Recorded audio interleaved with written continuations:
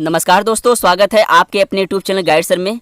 आज हम आप लोगों को पर्यावरण अध्ययन के अध्याय 3 जैव विविधता और संरक्षण बायोडायवर्सिटी एंड कंजर्वेशन के बारे में और इनके परिभाषा, प्रकार और संरक्षण, इनके कारण और उपाय क्या क्या हैं, हॉट स्पॉट कितने हैं, हम इन सब के बारे में आप लोग को बताएंगे। तो वीडियो शुरू करने से पहले हमने अब तक पर्यावरण, पारिस्थितिकी तंत्र, पारिस्थितिकी के बारे में हमने पढ़ा। तो चलिए शुरू करते हैं अध्याय 3 जैव विविधता और संरक्षण बायोडायवर्सिटी एंड कंजर्वेशन, जिसे कई भाग के रूप में हम आप लोग को बताएंगे। तो सबसे पहले आप लोगों के सामने है अध्याय 4 जैव विविधता और संरक्षण बायोडायवर्सिटी एंड कंजर्वेशन, जिसमें है जैव विविधता। बायोडायवर्सिटी किसे कहते हैं? किसी प्राकृतिक प्रदेश में पाई जाने वाली जीव जंतुओं और वनस्पतियों के प्रजातियों की बहुलता को जैव विविधता कहते हैं। क्या कहते हैं? जैव विविधता कहते हैं। ठीक, और इसको अच्छे जान लेते हैं। जैव विविधता जीवन और विविधता के संयोग से निर्मित शब्द है। अतः संयुक्त राष्ट्र पर्यावरण कार्यक्रम UNEP के अनुसार जैव विविधता एक विशिष्टता, आनुवंशिक प्रजाति और पारिस्थितिकी तंत्र के विविधता के स्तर को मापता है। पारिस्थितिकी क्या होता है? पारिस्थितिकी संतुलन को बनाए रखती है। ये जो हमारा पूरा ये पारिस्थितिकी तंत्र है, हमारा जो इकोसिस्टम है, इसके संतुलन को बनाए रखती है। ठीक, और देख लेते हैं जैव विविधता शब्द को सर्वप्रथम सन 1985 में WG रोसन नामक विद्वान ने दिया था। ठीक, और इसके आगे चलते हैं। अतः एडवर्ड विल्सन ने सन 1986 में विश्व समुदाय के समक्ष जैव विविधता या बायोडायवर्सिटी शब्द को प्रस्तुत किया। ठीक, जैव विविधता के प्रकार क्या हैं? जैव विविधता टाइप्स ऑफ बायोडायवर्सिटी, यह 3 प्रकार का होता है। कितने प्रकार का? 3 प्रकार का, जिसमें पहला है आनुवंशिक विविधता जेनेटिक डाइवर्सिटीज, प्रजातीय विविधता स्पीशीज डाइवर्सिटीज, परितंत्र विविधता इकोसिस्टम डाइवर्सिटीज। इसमें हम जान लेते हैं आनुवंशिक विविधता किसे कहते हैं? Genetic diversities. इसके अंतर्गत एक जीव या वनस्पति के जीन के स्तर पर विभिन्नता और अंतर के रूप में देखा जाता है। या हम और जान लेते हैं एक ही प्रजाति स्पीशीज के जीवों के जीनों में होने वाली विविधता के आनुवंशिक विविधता कहते हैं। फिर आता है हमारा प्रजाति विविधता स्पीशीज डाइवर्सिटी। इस प्रकार विविधता 2 प्रजाति के बीच होती है। कितने प्रजाति के? 2 प्रजाति के। जैसे किसी निश्चित आवासीय क्षेत्र में जंतुओं, वनस्पतियों आदि प्रजातियों, प्रकारों तथा उनकी परिवर्तनशीलता से है। सूक्ष्म जीव और मानव प्रजाति को रखा गया है किसमें? प्रजाति विविधता के अंतर्गत। ठीक, और हम जान लेते हैं कि जीव और प्रजातियों में जाननिक विविधता नहीं हो तो जैव विविधता में कमी आएगी।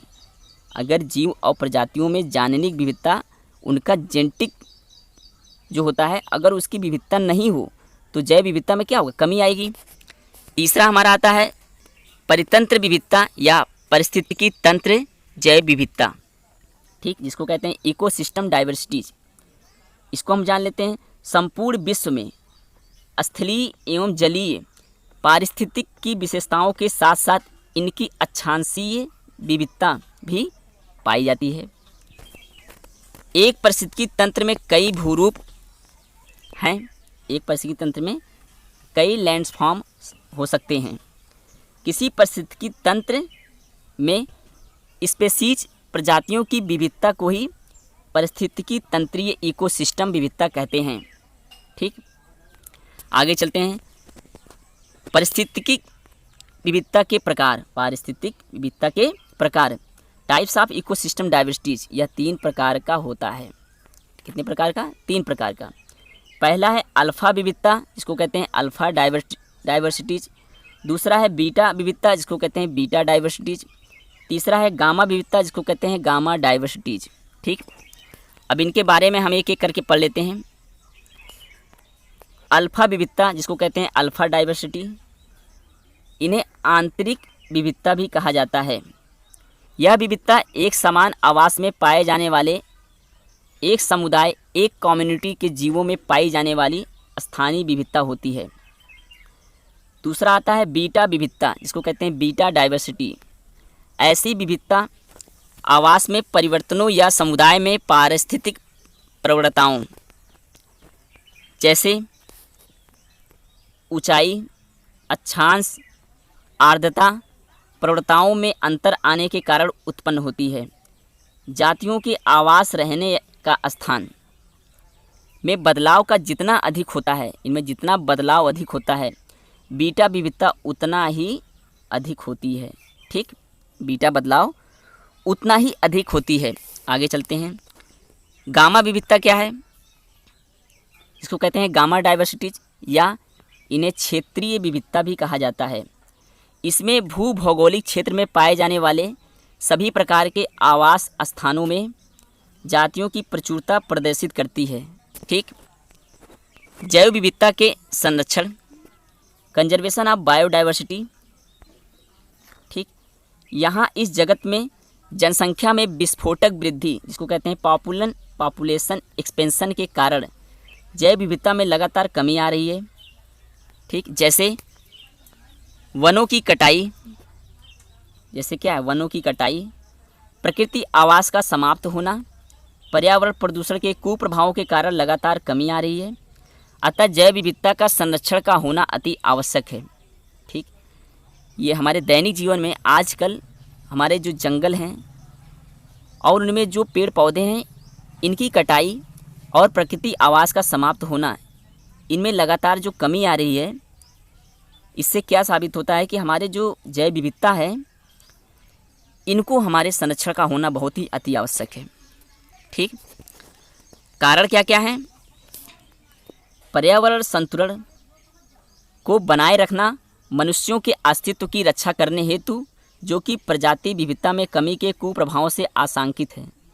ठीक, वायुमंडल में उपस्थित ओजोन स्तर के विघटन, अम्ल वर्षा, इसको कहते हैं रेसिड एसिड रेन, पृथ्वी पर ताप नियंत्रण टेम्परेचर कंट्रोल, जैसे भोजन, रेशें, फाइबर्स, ईंधन, फ्यूल आवश्यक सामग्री हेतु।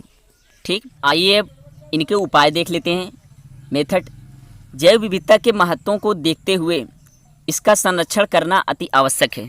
ठीक, जो इसके उपाय हैं हमारे, जैव विविधता के महत्वों को देखते हुए इसका संरक्षण करना अति आवश्यक है।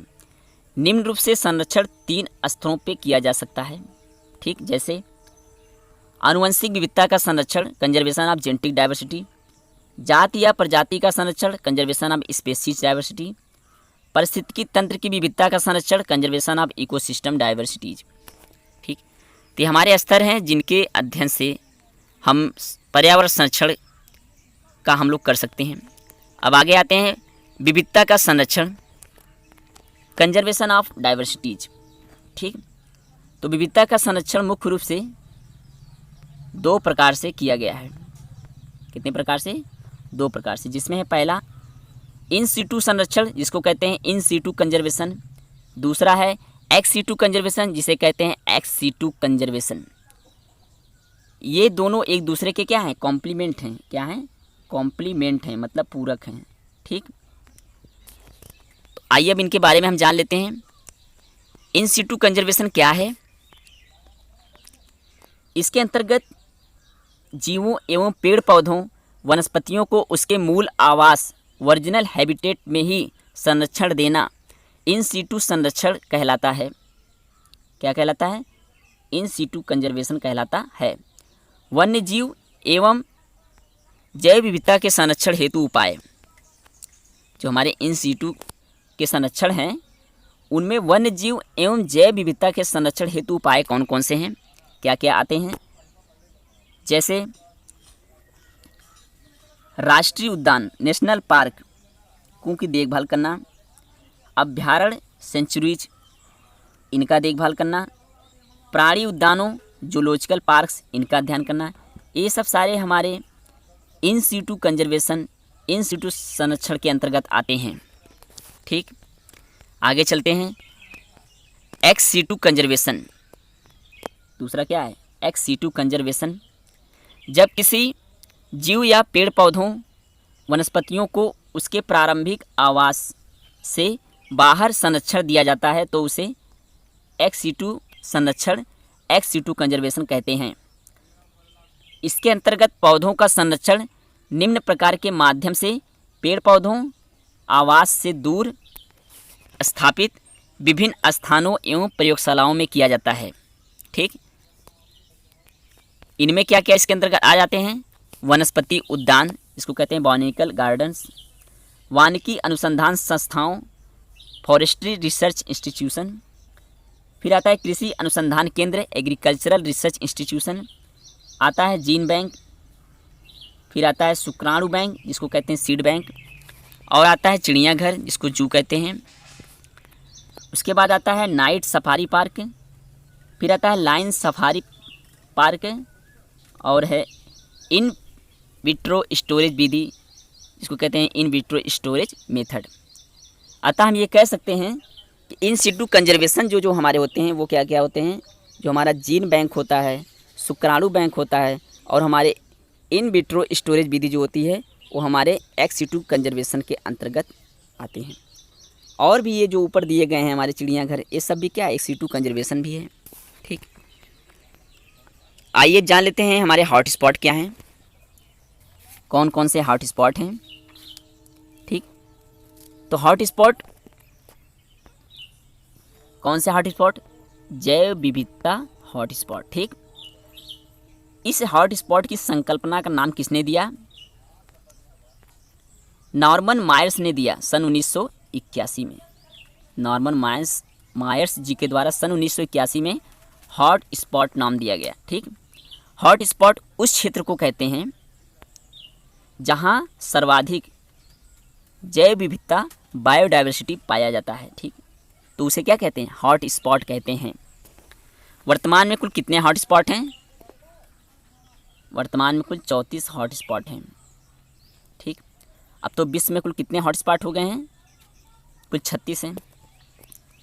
नोट देख लेते हैं। हॉट स्पॉट जैव विविधता का संकट अगर आता है तो हॉट स्पॉट बनाकर उस एरिया को, वहाँ की व्यवस्था को, वहाँ की पारिस्थितिकी तंत्र की व्यवस्था को बैलेंस किया जाता है, उसको संतुलन बनाया जाता है और उस क्षेत्र के जैव विविधता को बचाया जाता है। जैसे जंगलों को जैव विविधता का हॉट स्पॉट माना जाता है, जंगलों को जैव विविधता का हॉट स्पॉट माना जाता है। जो हमारे जंगल होते हैं उन्हें जैव विविधता का हॉट स्पॉट माना जाता है। भारत में 2 हॉट स्पॉट क्षेत्र पाए जाते हैं। कितने हॉट स्पॉट क्षेत्र पाए जाते हैं? 2 हॉट स्पॉट क्षेत्र पाए जाते हैं। और हॉट स्पॉट को एक नाम से और हम लोग जानते हैं जिसके कहते हैं मेगा डाइवर्सिटी प्रदेश। इन्हें क्या कहते हैं? मेगा डाइवर्सिटी प्रदेश भी कहा जाता है। तो 2 हॉट स्पॉट कौन कौन से हैं? पहला है पश्चिमी घाट और दूसरा है पूर्वी घाट। ठीक, भारत में 2 हॉट स्पॉट हैं जिसमें है पश्चिमी घाट और दूसरा है पूर्वी घाट। ठीक, तो जो पश्चिमी घाट है उस पश्चिमी घाट को क्या कहते हैं? जिसे सह्याद्री पहाड़ियों के नाम से भी जाना जाता है। इस पश्चिमी घाट को किस नाम से जाना जाता है? सह्याद्री पहाड़ियों के नाम से भी जाना जाता है। ठीक, जो उत्तर से पश्चिमी तक चलने वाली पर्वत श्रृंखला है और पश्चिम में अरब सागर से अलग है।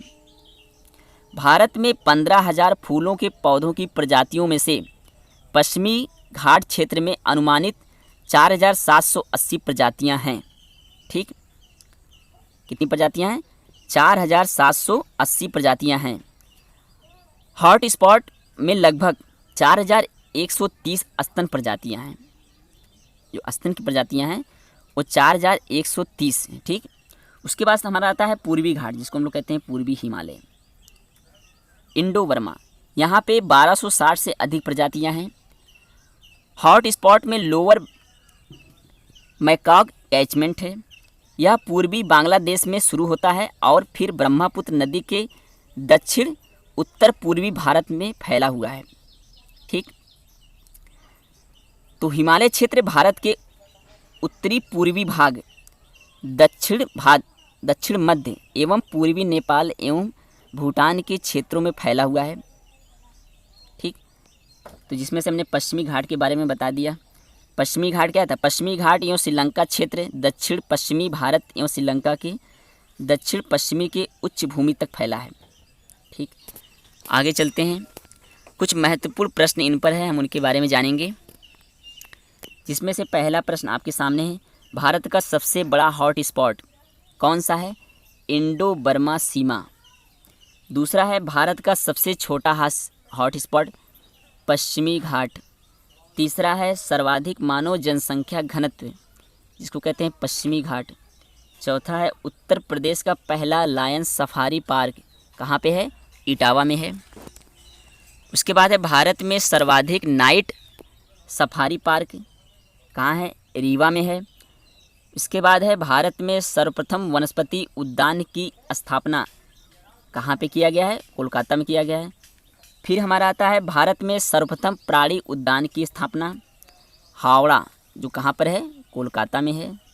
ठीक, और इसके आगे है, भारत का पहला राज्य सिक्किम जिसे जैविक राजा का दर्जा दिया गया है। कौन से राजा का? जैविक राजा का दर्जा दिया गया है। किसे? सिक्किम राज्य को। आगे चलते हैं।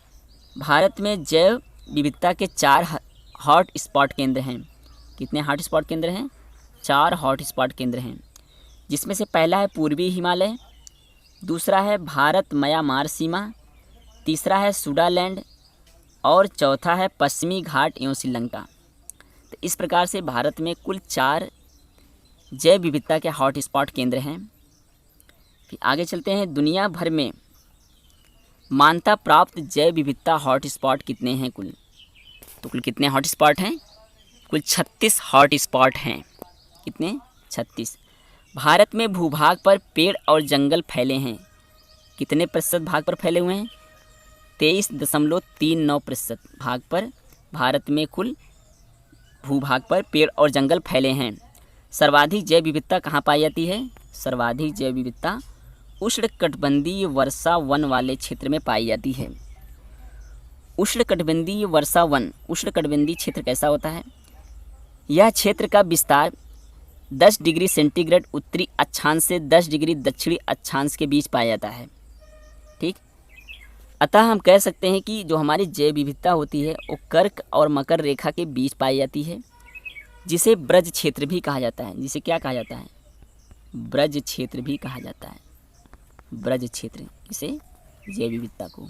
ठीक, तो इस प्रकार से हमने आज जैव विविधता और उनके संरक्षण और उनके प्रकार और जैव विविधता पे के अंतर्गत आने वाले हॉट स्पॉट और कितने हॉट स्पॉट होते हैं और इस पर हमने कुछ महत्वपूर्ण प्रश्नों को जाना। Thanks for watching video. हमारे इस चैनल गाइड सर को लाइक करें और सब्सक्राइब करें।